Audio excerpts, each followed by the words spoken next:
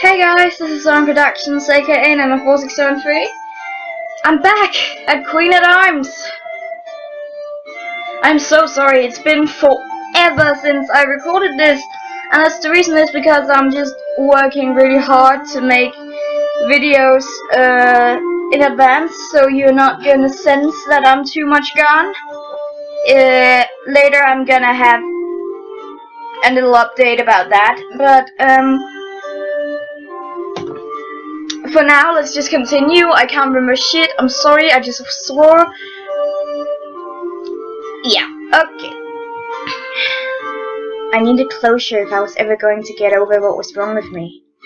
It took me some time to get dressed. My uniform wasn't neatly folded by my bed like I was used to, though it was strange. I would be used to this. My mind was probably mixing my habits. In reality, I'd never taken my uniform off that often, partly from convenience, but mostly out of warmth and fear of discovery. At home, I always left my clothes by my bed so that I could get dressed quickly when I woke. I was always a heavy sleeper, so it was common for me to be late for things if I didn't prepare ahead of time. Obviously, this was no longer the case, and while there were a fine dress waiting for me, I actively looked for my uniform. I wanted the prince to see me as a soldier. I had less trouble getting to the prince than I thought I would.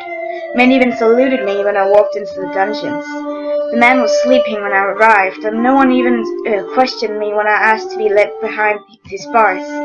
I wanted to look him in the face, and I needed him to know he couldn't just back into a corner and not be in my reach. I considered touching him to wake him up, but instead I conjured my strongest voice and loudly proclaimed something that had come to my attention. The gods say you're not eating. The prince jumped to his feet in seconds, and his expression didn't relax when he saw me. Commander, no, it's heir apparent now, isn't it? Yes, of course, I would be heir presumptive now if something happens to you. Not that anything will. I have no right to that crown. It's yours. In fact, it would be better if you killed me now, so no one will. Enough. Yes, sorry. The longer I watched him, the more I started to think about that crown. He turned into a different man once it was removed. Either he was crafty enough to grovel, or this was a genuine guilt he hadn't had before. How do you feel? Why are you asking me that? Don't you hate me? I don't really know what to make of you. Well, you should hate me after everything I've done, what I've made you do. Everyone under me who could have lived if I just didn't need to. You're self-flagelating. Flagelating? Yes, you could do that to me. If you won't kill me, maybe whips and canes will be satisfactory. I don't mean it metaphorically, and mostly to myself. I just figured out what you were doing. What do you mean? I wasn't sure if you were groveling for mercy or feeling guilty for what you'd done. I don't want mercy. Clearly. Maybe that's a lie. Maybe I do. I want relief and justice, and to just answer for my sins. Well, you'll be going to trial, so you're going to get all of that. Trial? How do you know that? It was discussed in front of me. I was partially paying attention at the time. I see. Yes, okay. I'll certainly be executed then. Good. My father's insanity will die with me. The last line struck a strange chord with me, but it also made a lot of sense with a little thought. You think you're crazy? I must be. I can't think of any other explanation for what I've done. I truly wished to negotiate peace with Queen Charlotte, but the more hurt in the blood I had to become to get her, convincing myself his father was right just seemed correct. I can't really explain it. One moment I was so sure those horrible things were the best decision, and then another I would be like I am now, clear-minded and riddled with guilt and remorse. I must be a madman. It's in my blood after all. The pressure of responsibility of being forced into the crown clearly broke me. And if it's happened before, it will most assuredly happen again, so please, make sure I'm justly punished for my actions before I lose my mind again and do something terrible, like try to kill you. If that's what you want. It is. Please. I can't keep on like this. I could start another war. The sincerity in his eyes convinced me that it wasn't an act, and that the prince really did feel like he was insane. I wasn't so sure of it myself. Clearly something was compelling him before, but it may not have been a broken mind.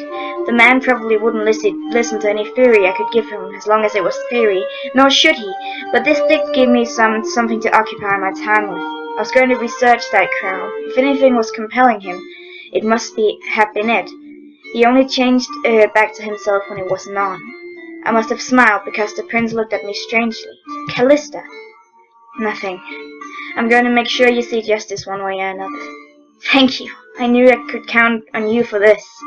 I'm sorry that I abused your loyalty to me before, and even if it's only hate driving your actions now, I appreciate them all the same. I nodded and considering saying something else to him, but there wasn't really much I could say. I wasn't even sure if it wasn't hate driving me. Aww. Poor little Alstor. If I turned out to be wrong, I couldn't deny that I'd felt some relief in seeing his execution. Hopefully, it was only the fatigue of war making me feel that way. When it was clear the prince had nothing else to say to me, I made my exit. In the morning I'd start my research into the crown and my suspicions of what it may have done to him. Even if it were mundane and only had given his mind an excuse to indulge in insanity, I would know for certain if I'd gravely misjudged the man to whom I pledged my loyalty. I woke up the next day with my head feeling clearer than it had for a while. I had to resort to the tonic that was brought to me in order to sleep, but it'd been well worth it. I didn't feel any less tired, but that was likely because I'd woken up so early. The sun had barely even risen, and while I considered returning to sleep, I found it impossible. My glasses were the first thing I put on.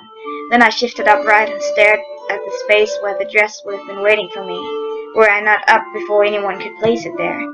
A chill ran along my skin when the air seeped through the silken gown I'd provided to sleep in. The shiver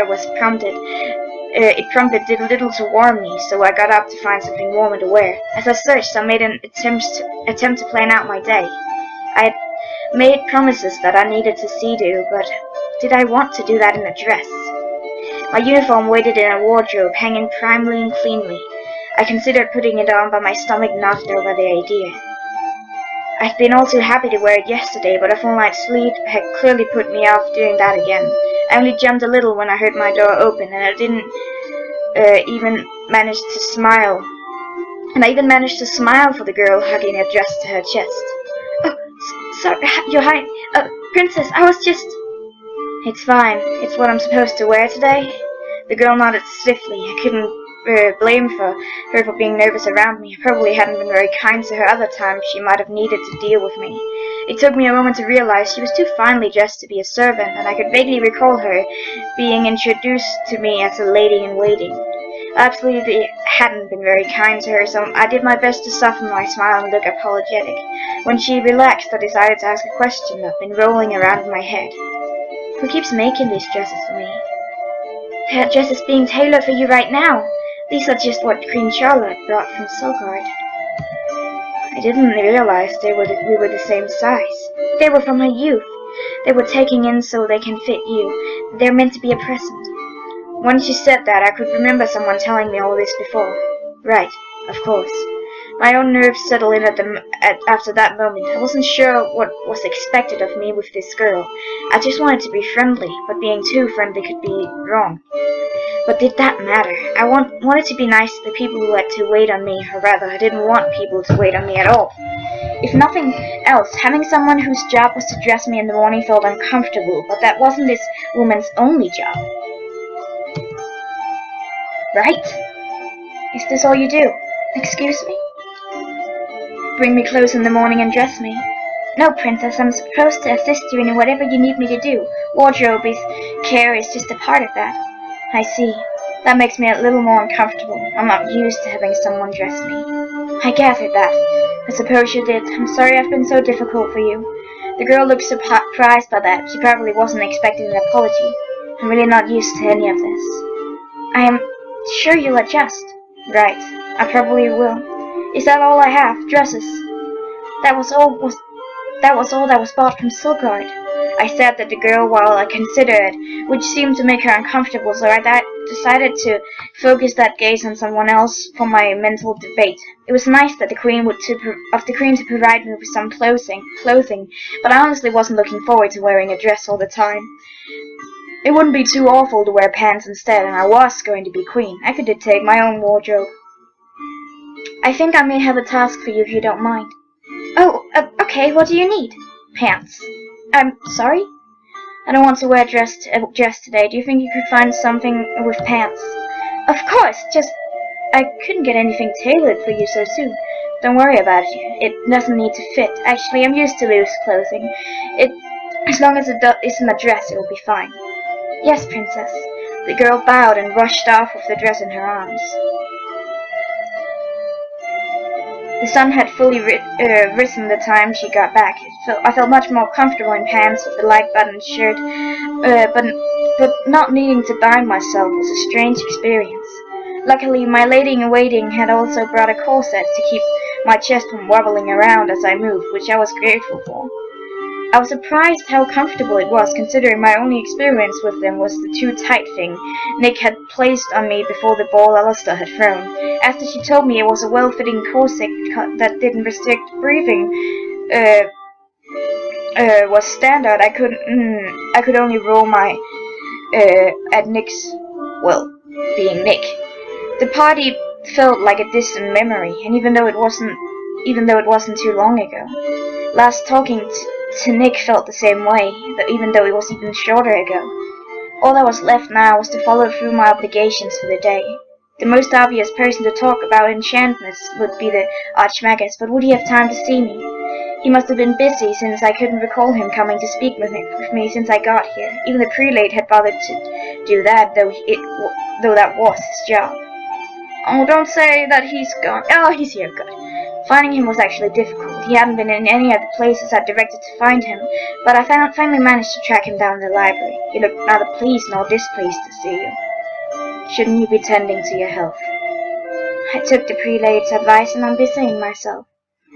If that's all, I'm quite busy as well, if you don't mind. I need you to answer something with me. I can leave you to whatever it is you're doing then. Fine, but be quick about it. I was sort of taken aback at how curt he was being towards me, especially considering he'd been so affectionate with me before. Had he just changed his mind now that I was going to be Queen? Well, yes. Well, is it possible to enchant an object in a way to make someone act entirely out of character? Magic can do many things, but something of that nature would require specialization. Adamus would know more of that sort of magic. He didn't follow us to Alfrea, and I'm sure you know about that sort of magic too, right? I do, but he had more experience. I remember his experience quite crisply, but he isn't here. You are, and I need you to help me. I'm certain the Prince Alistair was being enchanted, and I suspect the crown is to be the culprit. That's entirely possible, but it's difficult to know that for certain without the crown here. If I remember correctly, Queen Charlotte left it sitting atop of an angry stuffed bear for display in her throne room. Do you need the crown to provide he was enchanted? Again, this is not my area of expertise. I suppose I could work out some means of testing to determine if he was manipulated, but having the crown would be the most direct way of determining this. Right, of course. Would you be able to start figuring out your way to test him while I try to get the crown here, in case I can't manage? Is that an order? It's a request. Does it need to be an order? I have other things I need to be doing. By all means, attend to them. But I'd also like you to do this. It's important, and there won't be much time before a potentially innocent man is tried for crimes he would have never committed if he weren't enchanted. I need to know for certain one way or another. Are you certain you just don't want to know this? Wouldn't it be better if you tried and discredited as a sound king, if not killed? I didn't understand that. No, of course it wouldn't. I will not allow a potentially innocent man to suffer because of something outside of his own control. Rubus winced at the sharp volume my voice rose to. Even I was surprised at how crisp and authoritative it had been. Yes, your highness to be. I will get to it right away. There was a derision in his tone. He clearly didn't appreciate having to take orders from me, which was funny, considering he had no trouble doing that when I was his commander. Did me potentially being queen make that much of a difference to him? Ugh! God, finally you're saying something!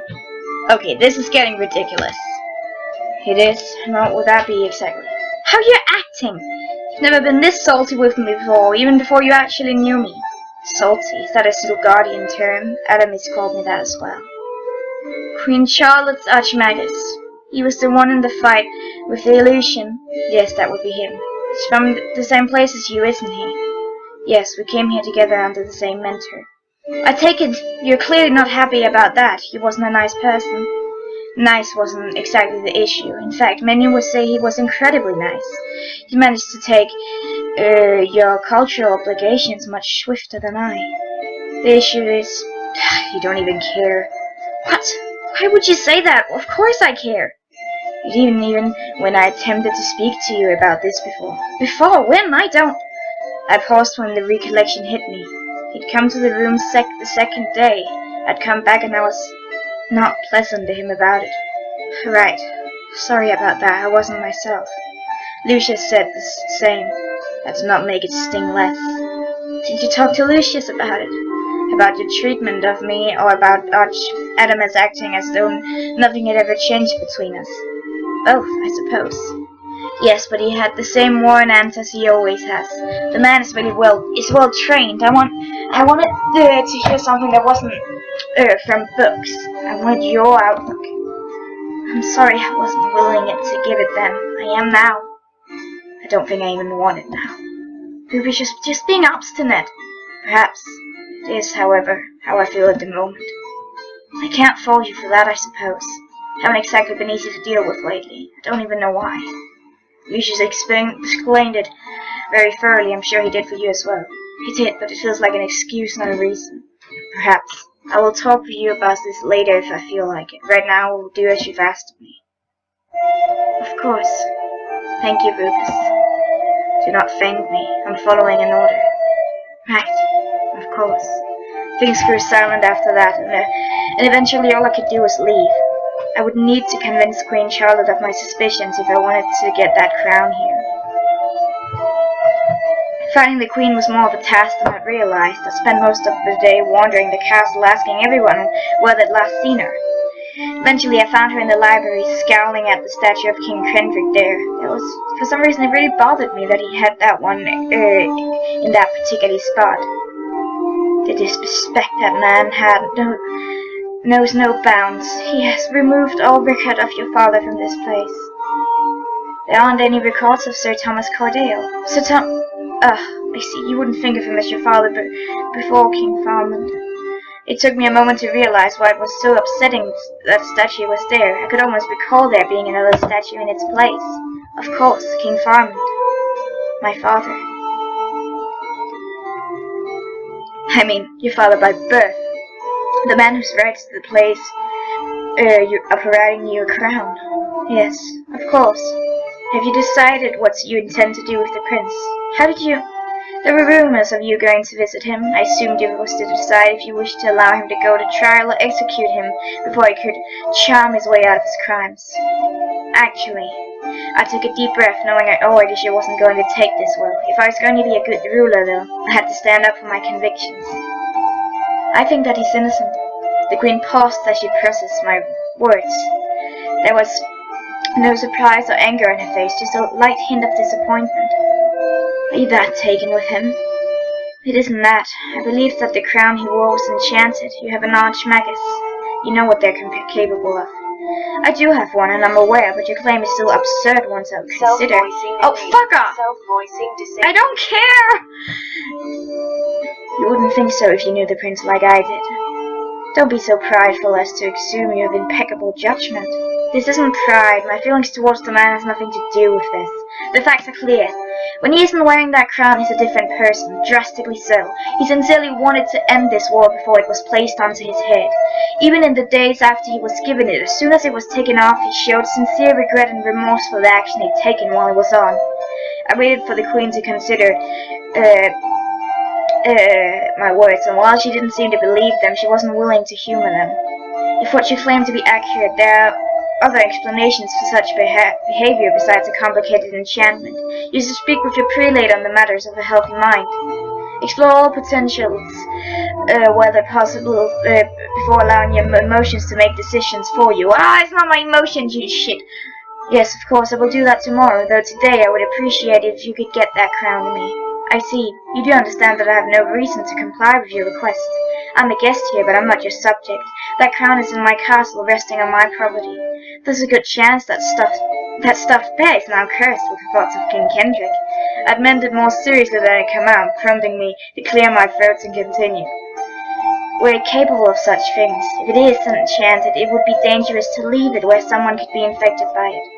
If nothing else, you should have it expected by your own Archmagus to be certain. However, if you have it brought here, it could be critical, convincing the Cardinal that Prince Alastor could be innocent of his father's crimes. He should not have to suffer for the actions of another man who so clearly does not agree with them. Go visit him yourself if you still doubt yourself of this. I promise that you will see what I have. There's no need for that. You made his case for him strongly enough. I will consider your request, Princess. Until then, I would like to broach a subject of my own, that you were needing to learn more of what it is to be a queen. Fuck off! Stop it! Why are you doing this? I came here to guide you where I can. If you would allow me, I would like to teach you. If I do this, would you think more favorably of my request? This is not a barter. You have made your request, and now I'm making one of mine. They are not related. Very well. I see no reason to deny your request. I understand there are things that I could learn about what is to be my post. Just promise me that you will consider what I've asked of you. If not for the prince, then for anyone who may be infected by that crown. I will. Queen Charlotte nodded at me, and I nodded back. I eventually decided to leave when the silence got too thick to take anymore. Waking up was not an easy task, but at least I had reason to rise to my feet. I needed to help the prince. He would be facing the Cardinal soon, and could never make his own case without evidence to support it, even if he tried to make it at all. The distraction was soothing in its own way, even if I shouldn't be thinking of it as such. Once I sat up and had my glasses, I saw there was another dress laying neatly by my bed.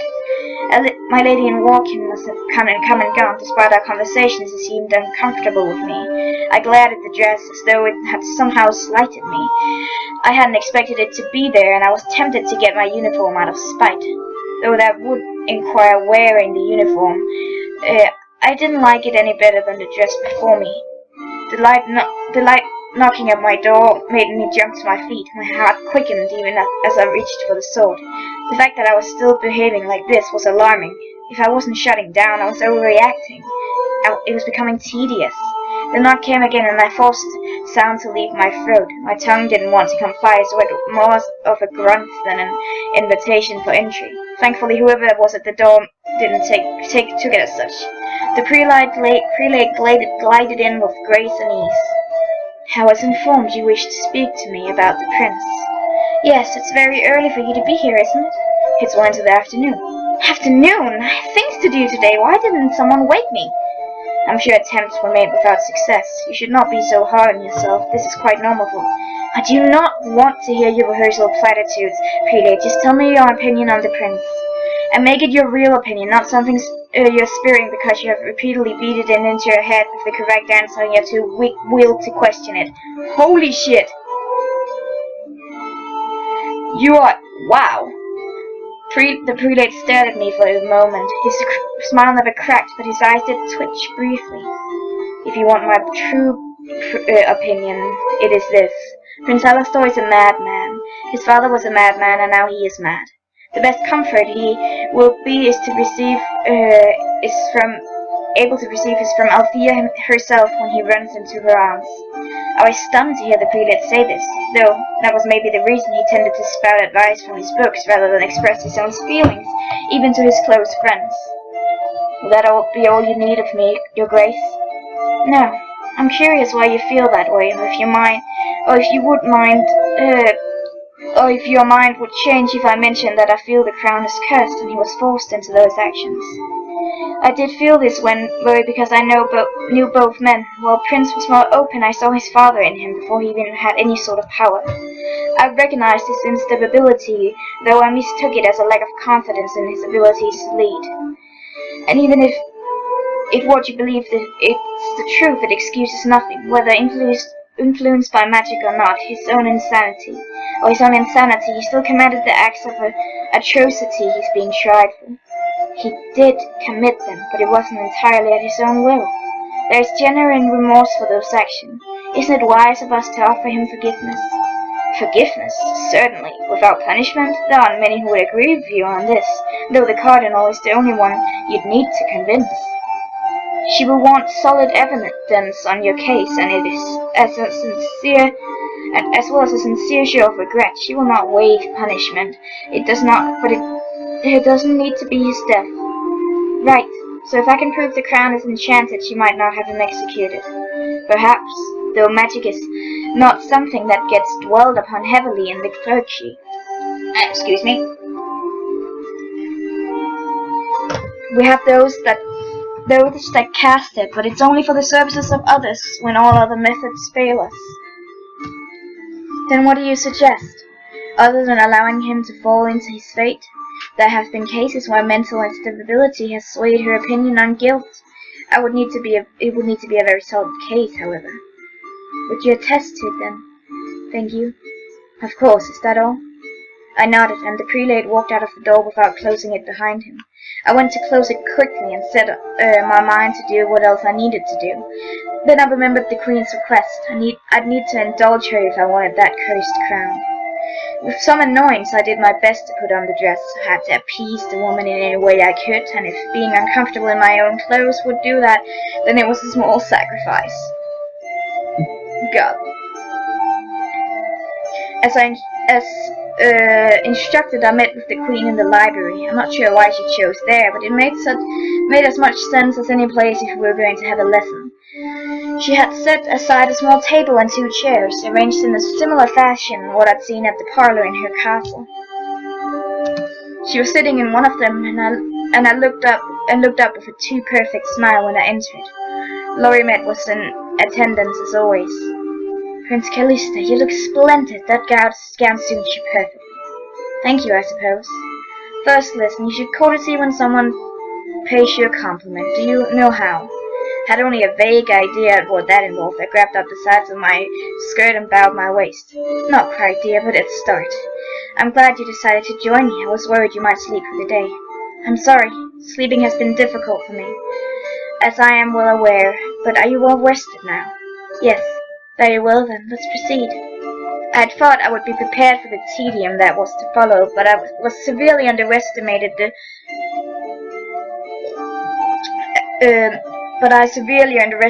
the Queen's ability to talk at length about things that didn't seem to matter at all.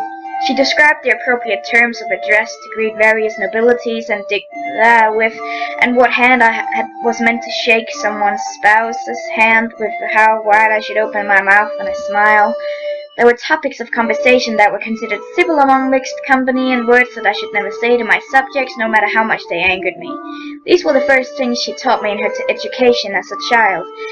She was taught, she told me, and the very thought of that made me even more angry. No matter what she said, none of these things seemed especially necessary to ruling a kingdom. Being able to bend my wrist at the right angle when I waved was not going to save me when a neighboring lion declared war on us.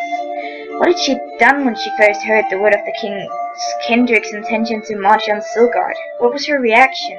Well, these were things I wanted to know about, not the right way to hold a wine glass.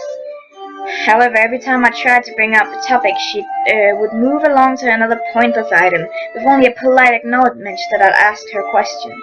By the time a servant brought a tray of tea and biscuits on the table, I was reaching my limit. Now here's an exercise that should be a delight. When I'm hosting a guest, especially someone of import, I always find it a boon to sit down with tea with them. A guest who is relaxed will always speak freely, and free communication is the key to a healthy and productive discussion. I gather by now that the ceremony is not your strength, but I promise you this is as simple as it gets. Will you pour some tea, Your Grace? The task did seem easy. I picked up the teapot by the handle and poured some into the first 3 cups. Most of the tea made it in, but some splashed out on the tablecloth. Not dreadful, but try to be more poised when you pour. I grumbled as quietly as I could and poured the second cup. My knuckles knocked against the body of the teapot. Ow. Oh, be mindful of the temperature, dear.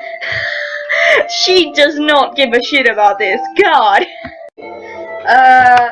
She is just beyond caring.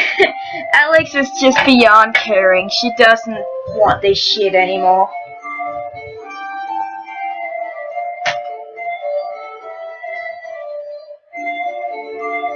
Right.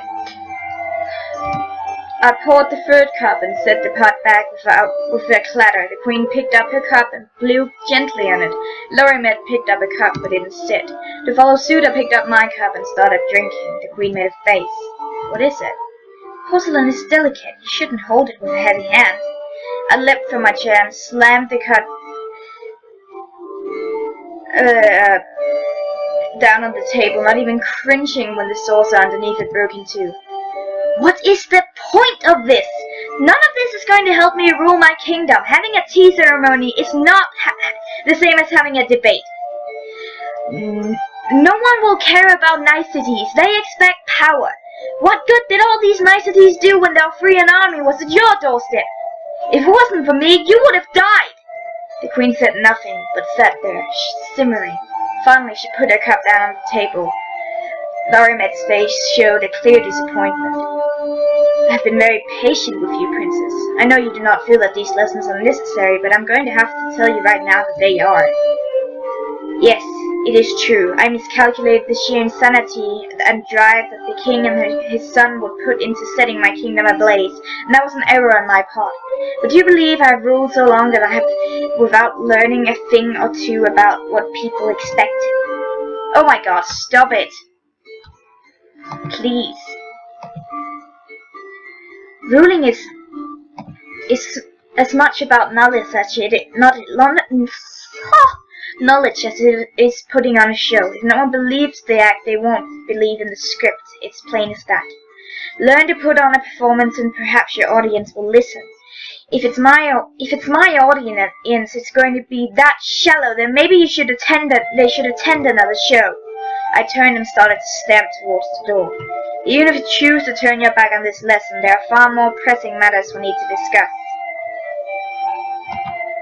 I turned my head, Larry. What? The matter of the prince. Of course, I cursed myself for forgetting. The prince's well-being was the entire reason I had agreed to attending this lesson today. I wonder, have you had enough time to assemble your defense, should you still wish to pose one? I gulped. Yeah, we're a little fucked. I don't know. I hope so. What about the crown? It is here, ready for you. What? How? Well, I don't like to be deceitful, but you were rather intractable. I brought it with me when we came here in case you had use for it, and withheld it until I better judge your intentions. That's a dirty trick. I like to think of it as strategy, yet another facet of calculated communication. As you are preparing to take the throne, the cardinal... The throne? Oh my god, I can't speak. The throne! And shit is going on with my computer, so I might just end the episode here. I'll see you in the next one. Hope you enjoy.